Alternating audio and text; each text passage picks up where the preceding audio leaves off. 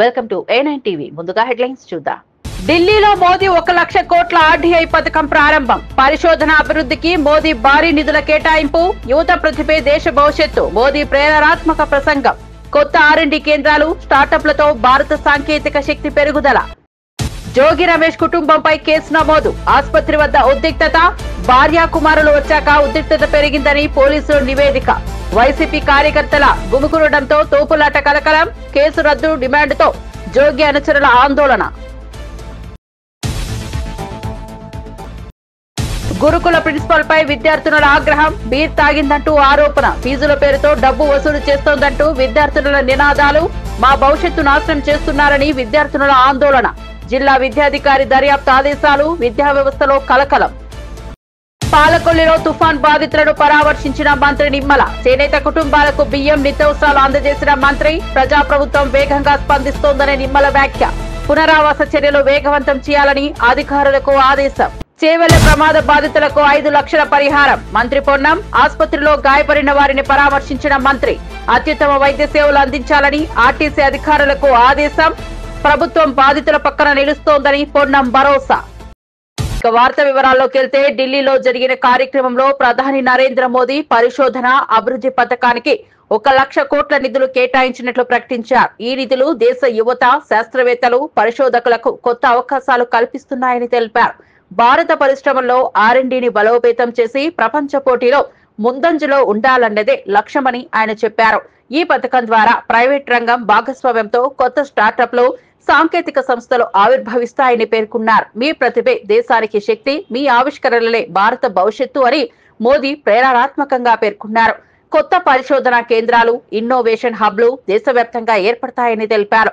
ఈ పథకం గ్లోబల్ స్థాయిలో భారత సాంకేతిక ప్రతిభను నిరూపించనుందని అన్నారు. इस सोच के साथ आज भारत इमर्जिंग साइंस, टेक्नोलॉजी और इनोवेशन से जुड़े इन सभी एस्पेक्ट को आगे बढ़ा रहा है, उस पर निरंतर फोकस कर रहा है. अब जैसे एक उदाहरण है रिसर्च फंडिंग का. आप सब जय जवान जय किसान के विजन से लंबे अरसे से परिचित रहे हैं.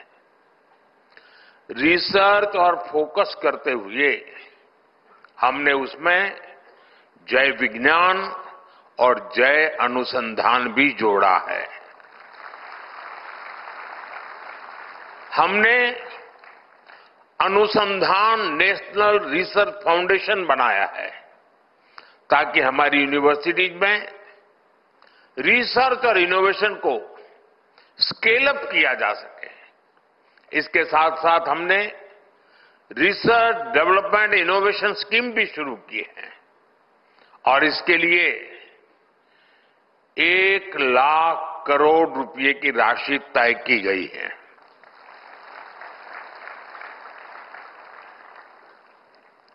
आपको लगता होगा 1 लाख करोड़ मोदी के पास रहने वाला है, इसलिए ताली नहीं बजा रहे हो.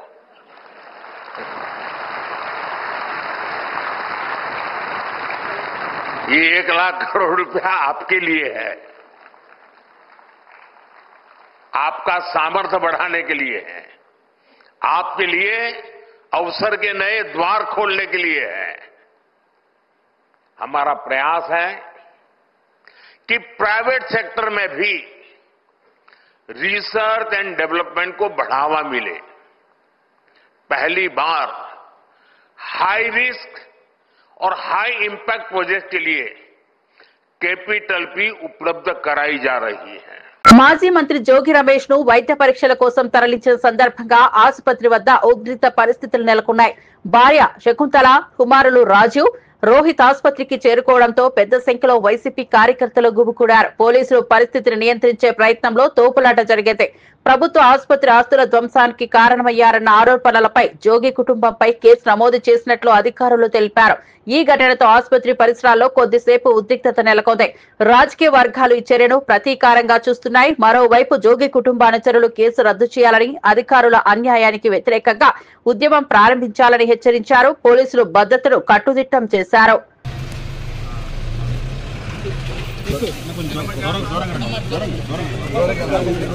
సూర్యాపేట జిల్లాలోని బాలెంల గురుకుల పాఠశాలలో ప్రిన్సిపల్ శైలజపై విద్యార్థినులు ఆగ్రహం వ్యక్తం చేశారు. బీర్ సేవించి విద్యార్థులపై దురుసుగా ప్రవర్తిస్తున్నారని ఆరోపించారు. ఆమె పరీక్ష ఫీజుల పేరుతో 10,000 వసూలు చేస్తూ వంటగది సరుకులు తీసుకెళ్తోందని విద్యార్థులు ఆరోపించారు. ఈ నేపథ్యంలో పాఠశాల ఆవరణలో విద్యార్థులు ఆందోళన చేపట్టారు. మా భవిష్యత్తు నాశనం చేస్తున్నారంటూ నినాదాలు చేశారు. శైలజకు ఉన్న అధికార మద్దతుతో ఎవరూ చర్యలు తీసుకోవడం లేదని విద్యార్థులు తెలిపారు. జిల్లా విద్యాధికారి ఈ అంశంపై దర్యాప్తు ఆదేశించారు.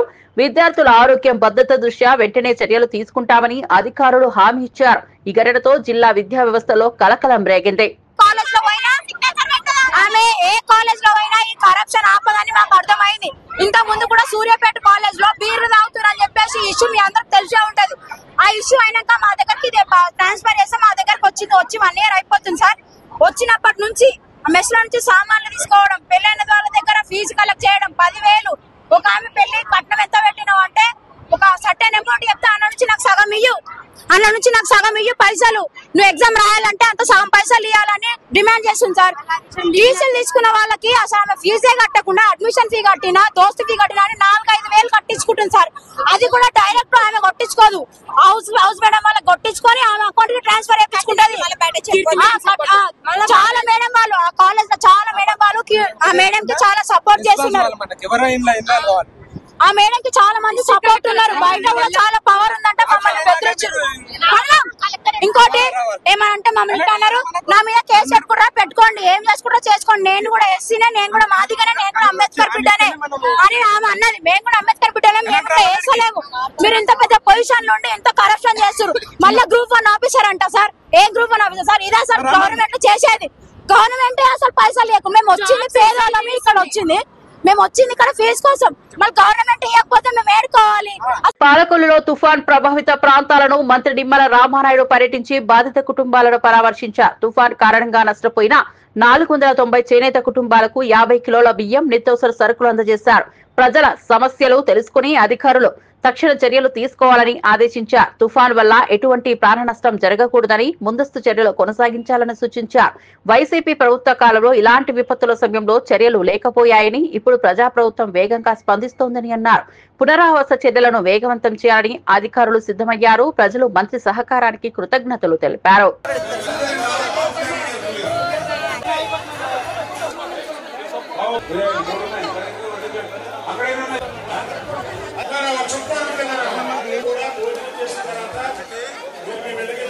మీరు మమ్మల్ని అడగల, మీరు మాకు తుఫాన్ వచ్చింది, మేము నష్టపోయాం, మా యొక్క మగ్గాలన్నీ కూడా నానిపోయాయి, వారం రోజుల వరకు మేము మగ్గాల పని చేసుకోలేకపోతున్నాం, మాకు సాయం అందించండి అని మీరు మమ్మల్ని అడగల.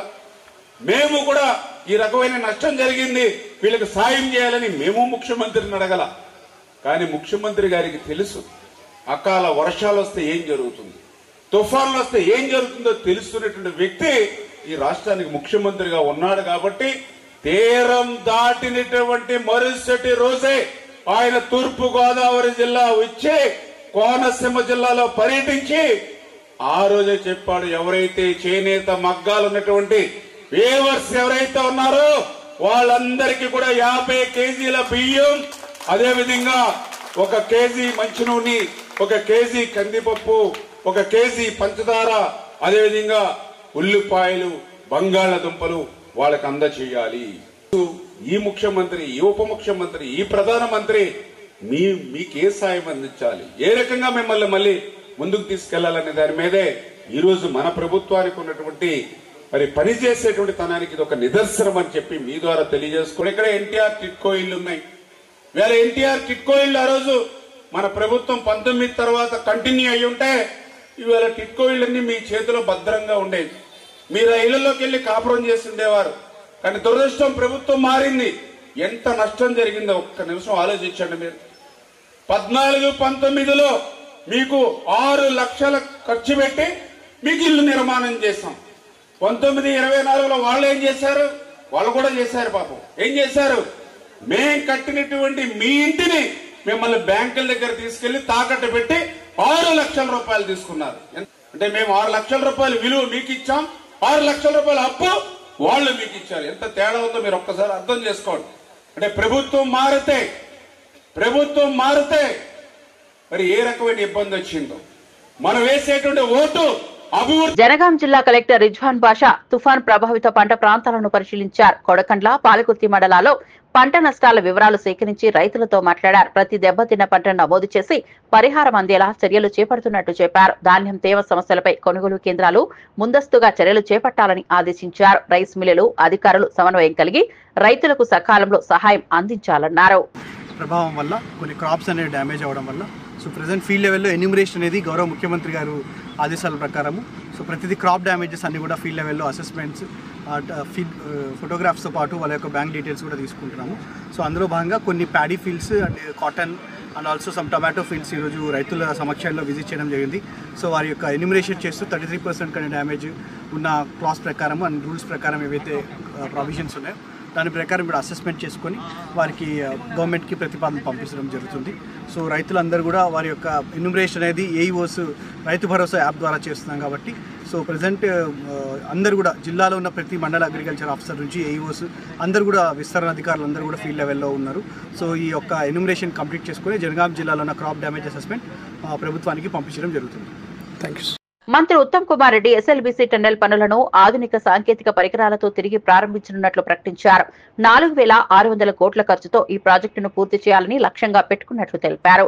టెక్నికల్ సేఫ్టీ ప్రమాణాలను ఖచ్చితంగా పాటించి పనులను వేగవంతంగా పూర్తి చేయనున్నట్లు తెలిపారు. ఈ ఎస్ఎల్బీసీ టన్నెల్ కి మంజూరైన అమౌంట్ 4,600 కోట్లు. దానిలోపే మరి ఈ హెలిబాన్ ఏరియల్ మ్యాగ్నెటిక్ సర్వే కానీ మళ్ళీ పనులు పునఃప్రారంభం కానీ ఆ తర్వాత పూర్తి చేయడం కానీ ఇప్పుడు శాంక్షన్ అయిన అమౌంట్ లోపే చేయబోతున్నాం. చేవెళ్ల బస్సు ప్రమాదంలో 19 మంది మృతి చెందిన ఘటనపై మంత్రి దామోదర రాజనరసింహ స్పందించారు. అన్ని మృతదేహాలపై పోస్టుమార్టం కొనసాగుతోందని తెలిపారు. ప్రమాదానికి నిజమైన కారణం ఫోరెన్సిక్ నివేదికతోనే తెలుస్తుందని పేర్కొన్నారు. రాష్ట్ర ప్రభుత్వం తక్షణ సహాయక చర్యలు చేపట్టిందని, గాయపడిన వారికి అత్యుత్తమ వైద్యం అందిస్తున్నామని తెలిపారు. బాధిత కుటుంబాలకు ప్రభుత్వం ఆర్థిక సాయం ప్రకటించిందని తెలిపారు.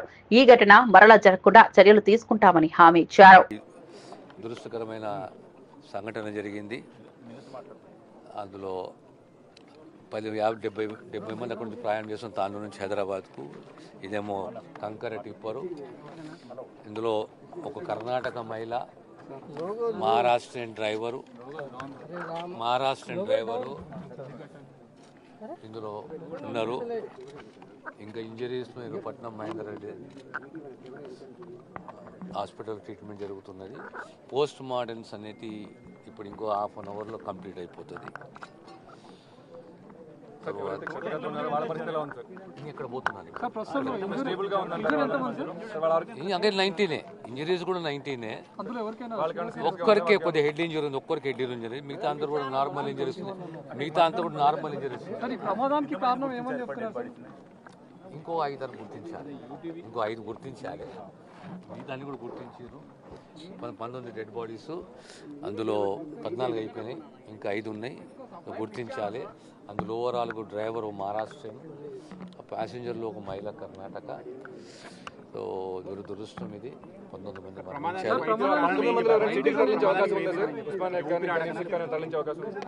అంతే కదా. ప్రమాదం అనేది కంప్లీట్గా మనం ఇప్పుడు చెప్పలేము. ప్రమాదం జరిగింది. ప్రమాదం అనేది వచ్చి 2 హెడ్ ఆన్ కొల్యూషన్ జరిగింది. హెడ్ ఆన్ కొల్యూషన్లో అక్కడ డ్రైవర్ ఇక్కడ డ్రైవర్ మరణించిండు. మోస్ట్లీ ఆ లోడ్ అనేది బస్ పైన పడడము, టిప్పర్ దానిపైన పడడము, దీనివల్ల బేసిక్లీ జరిగిన సంఘటన ఇది. Ultimately police will give a report. ఇది దురదృష్టము. ఇప్పుడు హాస్పిటల్ పోతుంది. మృతుల సంఖ్య 19. ఎస్ఎల్బీసీ టన్నెల్ పనుల్లో ఏరియల్ సర్వే లేకపోవడం వల్లే ప్రమాదాలు చోటు చేసుకున్నాయని సీఎం రేవంత్ రెడ్డి అన్నారు. భవిష్యత్తులో ఈ తప్పిదాలు పునరావృతం కాకుండా సాంకేతిక ప్రమాణాలను కఠినంగా అమలు చేస్తామని తెలిపారు. నూతన సర్వే ఆధారంగా టన్నెల్ పనులను సురక్షితంగా కొనసాగిస్తామని చెప్పారు. ప్రభుత్వం అన్ని ప్రాజెక్టుల్లో భద్రతా చర్యలను బలోపేతం చేస్తోందని హామీ ఇచ్చారు. ఖనిజ సంపద ఉన్నదా ఏందనేది మొత్తం డీటెయిల్ ఇస్తుంది. ఇప్పుడు మనకేందంటే ఎక్కడ ఏముంది, ఎక్కడ లూజ్ సాయిల్ ఉంది. ఇప్పుడు మన ప్రమాదం జరగడానికి కారణం ఏంది? ఒక దగ్గర కంప్లీట్గా లూజ్ ఉండి నీళ్ళు ఉండి బురద ఉండడం వల్ల మనం బోర్ చేయంగానే కింద మట్టి తీయంగానే మొత్తం కూలిపోయింది. దాంతో టన్నెల్ బోర్ మిషన్ పాడవడమే కాబట్టి 8 ప్రాణాలు పోయినాయి. ఇప్పుడు ఎవ్రీ 2.5 మీటర్స్లో ఏమేమి ఉన్నదో కంప్లీట్గా ఇది డేటా ఇస్తుంది. ఈ ఎనాలిసిస్ చేసుకొని ఆ పరిస్థితులను బట్టి టన్నెల్ దొవ్వేటప్పుడు తీసుకోవాల్సిన జాగ్రత్తలన్నీ తీసుకుంటారు. అందుకోసమే ఇప్పుడు ఇది సర్వే చేస్తున్నాం. కార్తీక మాసం సోమవారం సందర్భంగా తెలుగు రాష్ట్రాల్లోని శివాలయాలు భక్తులతో కిక్కిరిశాయి. తెల్లవారుజాము నుంచే భక్తులు పవిత్ర నదుల్లో స్నానాలు చేసి ఆలయాలకు తరలివచ్చారు. ఆలయాలన్నీ ఓం నమః శివాయ నినాదాలతో మారుమోగాయి. భక్తులు శివలింగానికి పాలు, గంగాజలం సమర్పించి అభిషేకాలు చేశారు. ప్రత్యేక పూజలు, కార్తీక దీపాలు వెలిగించి శివభక్తిని వ్యక్తం చేశారు. ఆలయ నిర్వాహకులు భక్తులకు త్రాగునీరు సదుపాయాలు కల్పించారు. పండితులు కార్తీక సోమవారం పూజ వల్ల పాపాలు పోతాయని, శుభ ఫలితాలు లభిస్తాయని పేర్కొన్నారు. గ్రామీణ ప్రాంతాల నుండి నగరాల దాకా భక్తుల ఉత్సాహం మతపరమైన ఆధ్యాత్మిక వాతావరణాన్ని సృష్టించింది.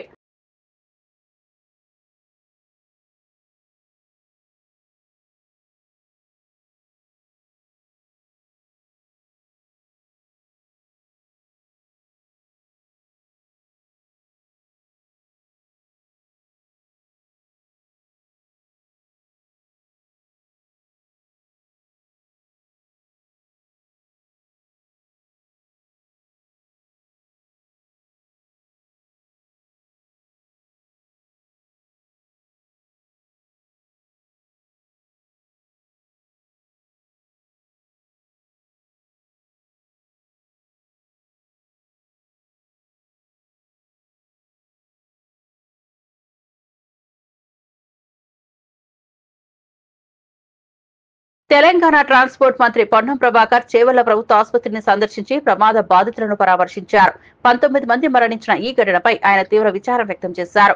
ప్రతి మరణించిన కుటుంబానికి 5 లక్షల పరిహారం, గాయపడిన వారికి 2 లక్షల సాయం ప్రకటించారు. గాయపడిన వారికి అత్యుత్తమ వైద్య సేవలు అందించాలన్న ఆదేశాలు జారీ చేశారు. ఆర్టీసీ అధికారులు, పోలీసులు కలిసి సహాయక చర్యలు చేపట్టారు. బాధిత కుటుంబాలకు అంత్యక్రియల సాయం కూడా అందించనున్నట్లు మంత్రి తెలిపారు. ప్రభుత్వం ఈ ప్రమాదాన్ని తీవ్రంగా పరిగణిస్తున్నట్లు పేర్కొన్నారు. ఇప్పుడు ఇవన్నీ మాట్లాడతామని చెప్తాను. ఇప్పుడు ఎంతమంది గుర్తించారు సార్? రోడ్డు గురించి మాట్లాడతాం. రోడ్డు మినిస్టర్ గారు ఎప్పుడు ఎందుకు లేట్ అవుతుంది, ఇక్కడ చూడండి మినిస్టర్ గారు ఏం జరుగుతున్నాయని వివరాలన్నీ తెలుసు కదా. ఇప్పుడు మృతుల బంధువులు ఆవేదన వ్యక్తం చేస్తారు. వాళ్ళు రాజకీయాలు కాదు సార్. తప్పు వాళ్ళ గురించి వాళ్ళు మాట్లాడిన దానికి గౌరవం అంటారు కదా. వాళ్ళు మాట్లాడిన దానికి గౌరవం అంటారు. అందుకే దాని డెప్త్ డిస్కషన్ స్కోప్ ప్రయారిటీ కదా. ఇప్పుడు ఆర్టీసీ ఎదురుగా గుర్తుంది కూడా ఆర్టీసీ బస్ తప్పైనా డ్రైవర్ ర్యాష్ అనిపించాడన్న ప్యాసింజర్స్ అన్నారు. అందుకే నేను చెప్తాను, road safety is the topmost priority. రవాణా శాఖ తరఫున రోడ్డు భద్రతకు సంబంధించి ప్రజలను అవగాహన కలగడానికి పాఠశాల స్థాయి నుంచి చేస్తున్నాం. ప్రభుత్వం ఎన్ని నిబంధనలు తెచ్చినా, ఎన్ని చెకింగ్స్ చేసినా ప్రజల సహకారం అవసరము.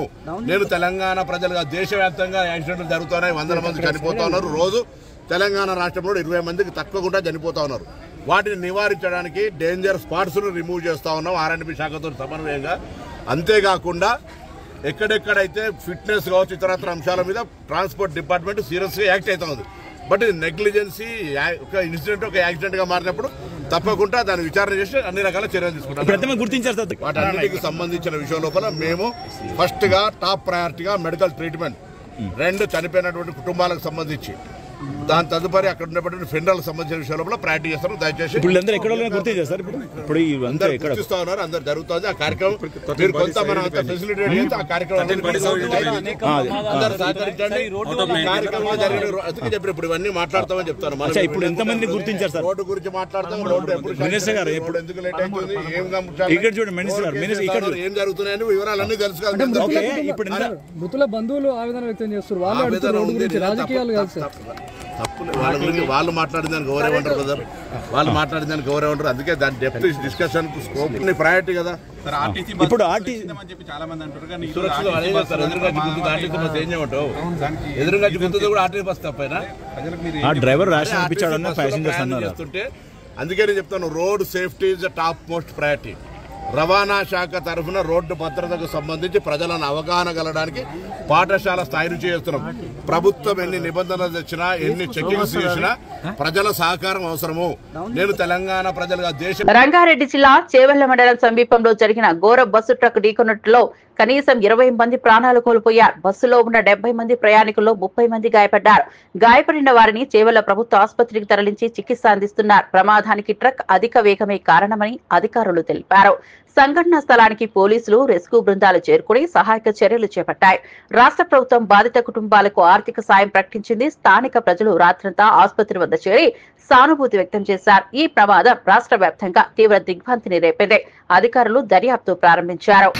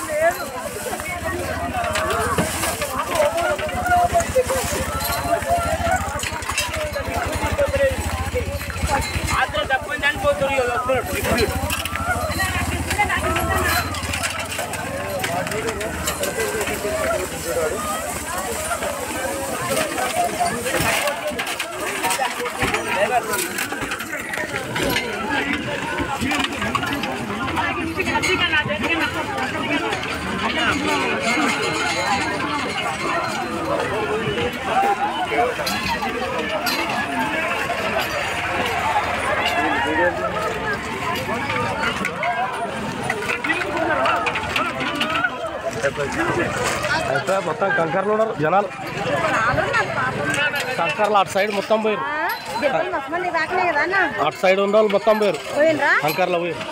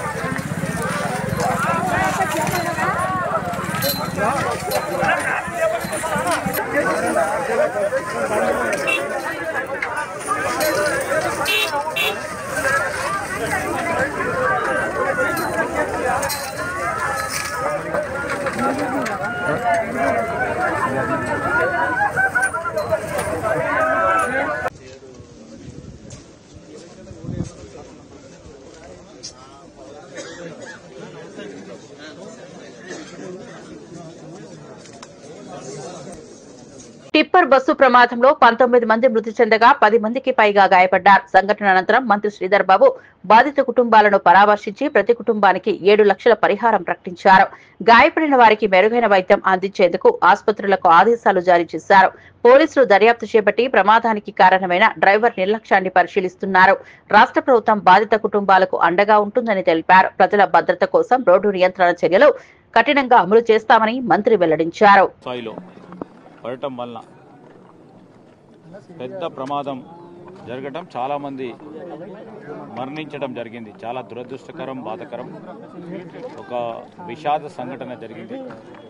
సంఘటన తెలిసిన వెంటనే ముఖ్యమంత్రి గారు మరి యావత్ యంత్రాంగాన్ని అప్రమత్తం చేసి వెనువెంటనే సహాయక చర్యలు తీసుకోవాలని ఆదేశించడం జరిగింది. 19 మంది చనిపోవడం అనేది పెద్ద సంఖ్య. మరి ఒక ఇంట్లో చిన్నారులు 3, ఇంకో ఇంట్లో చిన్నారులు 2 మరి చనిపోవటం అనేది ఒక ఎవరికైనా బాధ కలగాల్సిన దృశ్యం. అది ఈరోజు చాలామంది ఈ సంఘటనకు సంబంధించి మరి తెలిసిన వెంటనే ఆ ట్రాన్స్పోర్ట్ మంత్రి గారు ఇక్కడికి వచ్చి సహాయక చర్యలు కూడా చేపట్టడం సంబంధించి ప్రభుత్వం నుంచి ముఖ్యమంత్రి గారు ఎక్స్గ్రేషన్ను డిక్లేర్ చేసి ఆర్టీసీ పరంగా మరి అదేవిధంగా ప్రభుత్వం తరఫున 2 కలుపుకొని 7 లక్షల రూపాయలు ఎక్స్గ్రేషన్ డిక్లేర్ చేయటం జరిగింది. అదేవిధంగా ఈరోజు క్షతగాత్రులైన ఇతర ప్రయాణికులందరికీ సంబంధించి వారికి పూర్తి స్థాయిలో వైద్య చికిత్సను అందించడానికి ఇప్పుడు పిఎం హాస్పిటల్లో చికిత్స పొందుతూ ఉన్నారు. ఇంకా కూడా వారి సంబంధికులు ఇంకా మెరుగైన వైద్య చికిత్స ఇంకెక్కడ ఉన్నదంటే అందరికీ కూడా ఆ విధమైన చికిత్స అందించడానికి వెనుకాడకుండా ప్రభుత్వం ఏ ఆసుపత్రికైనా తరలించి వారికి అన్ని తీర్లా ఆదుకునే కార్యక్రమం చేస్తాం. ప్రమాదానికి కారణం ఏందనేది ఈరోజు మెజిస్ట్రియల్ ఎంక్వైరీ ఆర్డర్ చేయడం జరిగింది ప్రభుత్వం తరఫు నుంచి. అదేవిధంగా మా ట్రాన్స్పోర్ట్ మినిస్టర్ గారు కూడా ఇంతకుముందు తెలియజేయడం జరిగింది. డిపార్ట్మెంటల్ ఎంక్వైరీ కూడా వేసి వాస్తవ విషయాలు తెలుసుకొని మరి చర్య ఈరోజు జరగడానికి కావాల్సిన కారణాలు తెలుసుకొని మరి ముందస్తు చర్యలు తీసుకుంటాం. బులెటిన్ ముగించే ముందు హెడ్లైన్స్ మరోసారి చూద్దాం. ఢిల్లీలో మోదీ 1 లక్ష కోట్ల ఆర్డీఐ పథకం ప్రారంభం. పరిశోధన అభివృద్ధికి మోదీ భారీ నిధుల కేటాయింపు. యువత ప్రతిభే దేశ భవిష్యత్తు. మోదీ ప్రేరణాత్మక ప్రసంగం. కొత్త R&D కేంద్రాలు, స్టార్టప్లతో భారత సాంకేతిక శక్తి పెరుగుదల. జోగి రమేష్ కుటుంబంపై కేసు నమోదు. ఆసుపత్రి వద్ద ఉద్రిక్తత. భార్య కుమారులు వచ్చాక ఉద్రిక్తత పెరిగిందని పోలీసులు నివేదిక. వైసీపీ కార్యకర్తల గుమికూడడంతో తోపులాట కలకలం. కేసు రద్దు డిమాండ్తో జోగి అనుచరుల ఆందోళన. గురుకుల ప్రిన్సిపల్ పై విద్యార్థినుల ఆగ్రహం. బీర్ తాగిందంటూ ఆరోపణ. ఫీజుల పేరుతో డబ్బు వసూలు చేస్తోందంటూ విద్యార్థినుల నినాదాలు. మా భవిష్యత్తు నాశనం చేస్తున్నారని విద్యార్థినుల ఆందోళన. జిల్లా విద్యాధికారి దర్యాప్తు ఆదేశాలు. విద్యా వ్యవస్థలో కలకలం. పాలకొల్లులో తుఫాన్ బాధితులను పరామర్శించిన మంత్రి నిమ్మల. చేనేత కుటుంబాలకు బియ్యం, నిత్యావసరాలు అందజేసిన మంత్రి. ప్రజాప్రభుత్వం వేగంగా స్పందిస్తోందనే నిమ్మల వ్యాఖ్య. పునరావాస చర్యలు వేగవంతం చేయాలని అధికారులకు ఆదేశం. చేవెళ్ల ప్రమాద బాధితులకు 5 లక్షల పరిహారం. మంత్రి పొన్నం. ఆసుపత్రిలో గాయపడిన వారిని పరామర్శించిన మంత్రి. అత్యుత్తమ వైద్య సేవలు అందించాలని ఆర్టీసీ అధికారులకు ఆదేశం. ప్రభుత్వం బాధితుల పక్కన నిలుస్తోందని పొన్నం భరోసా. మరిన్ని అప్డేట్స్ కోసం చూస్తూనే ఉండండి A9 TV.